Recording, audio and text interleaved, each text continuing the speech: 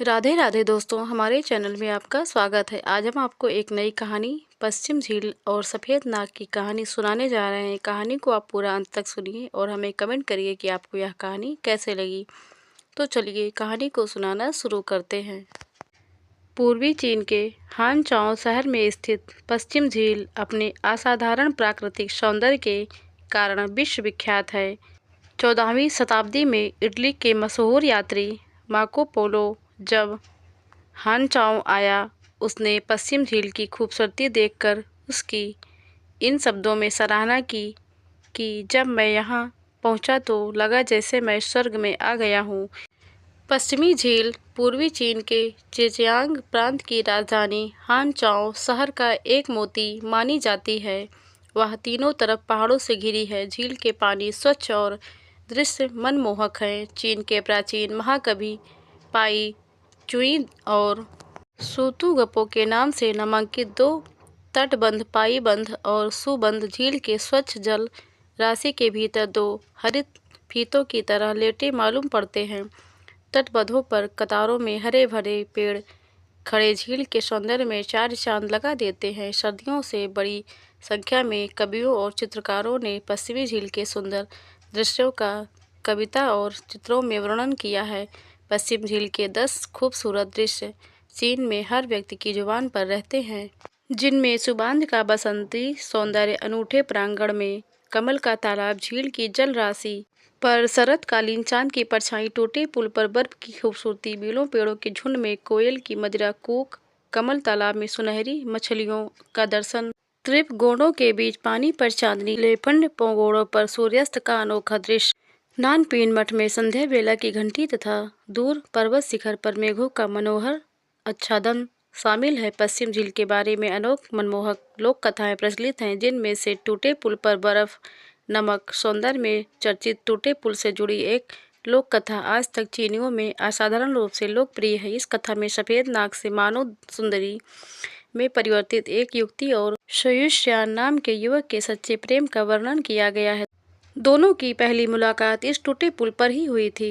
लोक कथा का कथानक इस प्रकार है। एक सफेद नाग ने 1000 साल तक कड़ी तपस्या कर अंत में मानव का रूप धारण किया। वह एक सुंदर व शीलवती युवती में परिणत हुई। एक नीले नाग ने भी 500 साल तक तपस्या की तथा वह एक छोटी सी लड़की के रूप में बदल गई। नाम पड़ा संयोचिंग। पाई ल्यांगची नाम की सफेद नाग वाली युवती और संयोचिंग दोनों सखी के रूप में पश्चिम झील की सैर पर आई। जब दोनों टूटे पुल के पास पहुंची तो भीड़ के बीच एक सुधड़ बड़ा सुंदर युवक दिखाई पड़ा। पाई ल्यांगची को उस युवक से प्यार हो गया। संयोचिंग ने अलौकिक शक्ति से वर्षा बुलाई। वर्षा में शयुष्यान नाम का वह सुंदर युवक छाता उठाए झील के किनारे पर आया। वर्षा के समय पाई ल्यांगची और संयोचिंग के पास छाता नहीं था, अतः वह बुरी तरह पानी से भीग गई। उनकी मदद के लिए शयुष्यान ने अपनी छाता उन दोनों को थमा दिया, खुद वह पानी में भीगता रहा। ऐसे सचित्र युवा से पाई ल्यांगची बहुत प्रभावित हुई और उसे दिल दे बैठी और शयुष्यान के दिल में भी वह खूबसूरत युवती पाई ल्यांगची के लिए प्यार का अंकुर फूटा। शयोचिंग की मदद से दोनों की शादी हुई और उन्होंने झील के किनारे दवा की एक दुकान खोली। शयुष्यान बीमारियों की चिकित्सा जानता था। दोनों पति पत्नी निस्वार्थ रूप से मरीजों का इलाज करते थे और स्थानीय लोगों में वे बहुत लोकप्रिय हो गए। लेकिन शहर के पास स्थित चिनसान मठ के धर्माचार्य पाई ल्यांगची को निशाचर समझता था। उसने गुप्त रूप से शयुष्यान को उसकी पत्नी का रहस्य बताया कि वह सफेद नाग से बदली हुई थी। उसने शयुष्यान को पाई ल्यांगची का असली रूप देखने की एक तरकीब भी बताई। शयुष्यान को फताही की बातों से आशंका हुई। चीन का तत्वानऊ पर्व प्राचीन काल से ही खूब हर्षोल्लास के साथ मनाया जाता रहा है। इस उत्सव पर लोग चावल से बनाई मदिरा पीते थे। वे मानते थे कि इससे किसी भी प्रकार के अमंगल से बचा जा सकता है। इस उत्सव को मनाने के दिन शयुष्यान ने फताही द्वारा बताए तरकीब से अपनी पत्नी पाई ल्यांगची को मदिरा पिलाई। इन दिनों पाई ल्यांगची गर्भवती थी।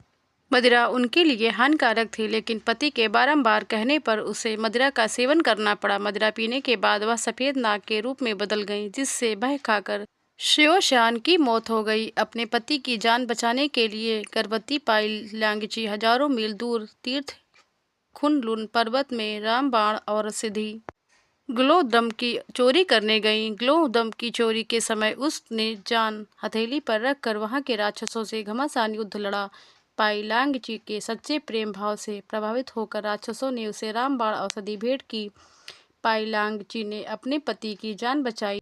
सुशान भी अपनी पत्नी की सच्चे प्रेम के वशीभूत हो गया। दोनों के बीच प्रेम पहले से भी अधिक प्रगाढ़ हो गया, किंतु धर्माचार्य फताही को यह सहन न हुआ कि पाइलांग जी अभी तक जीवित है। उसने सुशान को धोखा देकर जिनसान मठ में बंद कर दिया और उसे भिक्षु बनने पर मजबूर किया।